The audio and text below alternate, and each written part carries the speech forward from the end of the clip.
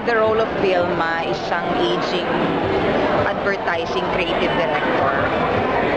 So, who has to come up with the biggest campaign of her career and the biggest campaign siguro sa buong Pilipinas ever. Kailan pala yung showing?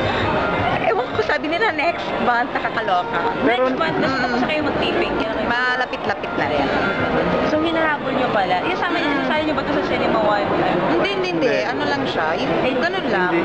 Independently produced but released by Star Cinema. Kasi puro kapamilya ang artista doon, di ba? So, anyway, yung product na gagamitin namin is Belo. So silang producer, parang ganun. No, sponsor lang. Sponsor. Quantum Films ang ano. So it's talking about beauty, parang ganun. Yeah. Kasi, parang, it's a comedy film actually. Parang parody nga ng di ba, ng beauty industry or, di ba, yung parang, gaya na sinabi ko kanina na ang superficial nga kasi ng mga tao ngayon. So, yun itatakal namin kasi nga, parang ang role ko, aging, so parang malapit na akong palitan ng mas bata. Tapos, parang feeling niya, hindi naman siya masyadong maganda kasi nga matanda na, feeling niya, she's not creative enough.